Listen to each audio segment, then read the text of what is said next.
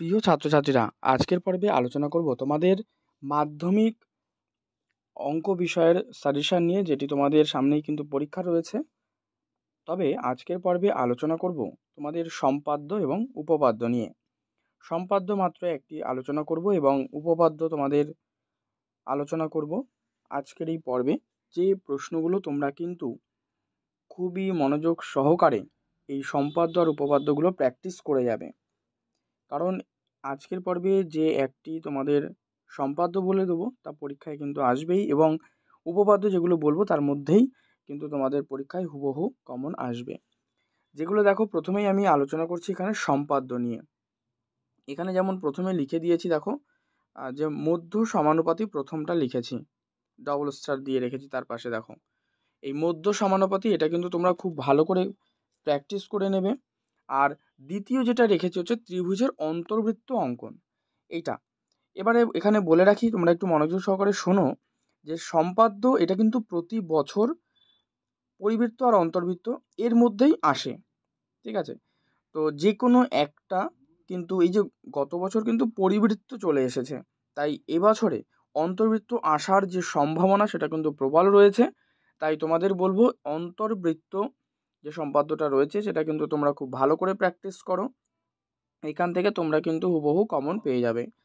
এবারে এই যে দুটো সম্পাদ্য বললাম, এটি দেখবে। এছাড়া অতিরিক্ত হিসাবে যারা আরও একটু বেশি চাইছো, তাদের জন্য রয়েছে যে বৃত্তের স্পর্শক অঙ্কন। এইটা তোমরা এর পাশাপাশি কিন্তু অতিরিক্ত হিসাবে দেখে রাখতে পারো। তাহলে তিনটে কী বললাম? একটা বললাম মধ্য সমানুপাতি, দুই ত্রিভুজের অন্তর্বৃত্ত অঙ্কন, এই দুটো মোস্ট ইম্পর্টেন্ট। আর অতিরিক্ত হিসাবে বৃত্তের স্পর্শক অঙ্কন, এই তিনটে। এবারে চলে যাও তোমাদের পরবর্তীতে উপপাদ্য যেটা রয়েছে। উপপাদ্য দেখো আলোচনা করব, তিনটি উপপাদ্য বলে দেবো তোমাদের, তিনটের মধ্য থেকেই কিন্তু পরীক্ষায় হুবহু তোমরা কমন পাবে, এবং তার পেজ নম্বর সহ আলোচনা করছি।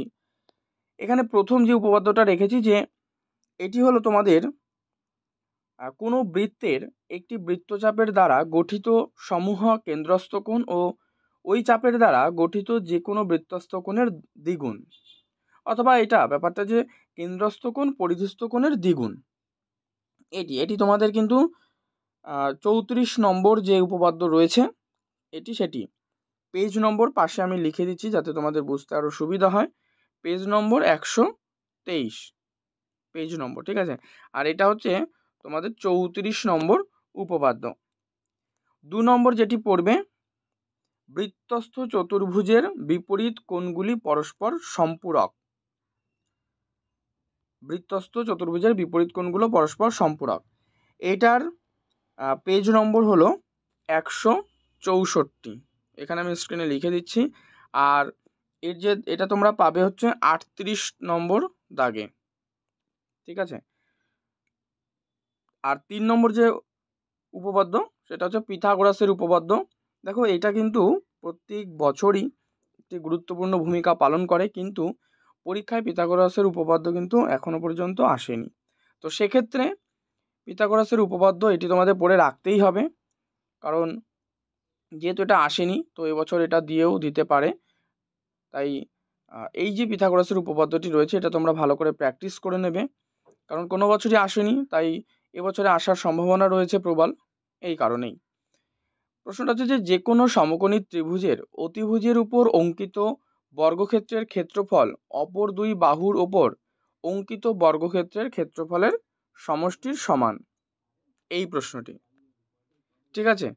এটা তোমরা দেখে রাখবে। পাশাপাশি অতিরিক্ত বলে দেবো, এই তিনটে তোমরা খুব ভালো করে প্র্যাকটিস করো, নিশ্চিত এই তিনটের মধ্য থেকেই কিন্তু তোমরা কমন পাবেই। দেখো এই তিনটে ছাড়া যারা অতিরিক্ত আরও পড়তে চাইছো তারা দেখে রাখতে পারো। দেখো এখানে অতিরিক্ত হিসাবে আমি লিখে দিয়েছি, তোমরা দেখতে পারো 32 নম্বর দাগ, 33 এবং 48 নম্বর, এই তিনটি উপপাদ্যও দেখে রাখতে পারো।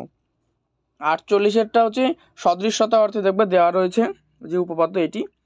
তো তোমরা এই যে তিনটে আমি বললাম উপপাদ্য এবং সম্পাদ্য একটি, অবশ্যই ভালো করে প্র্যাকটিস করো, এখান থেকে তোমরা নিশ্চিত কমন পাবে। তো এই পর্ব যদি ভালো লাগে অবশ্যই লাইক করো, শেয়ার করো বন্ধুদের মধ্যে। চ্যানেলে নতুন হলে চ্যানেলটি সাবস্ক্রাইব করে রেখো। আর তোমাদের কোনো প্রশ্ন থাকলে তা অবশ্যই সমাধানের জন্য কমেন্ট করে জানাবে।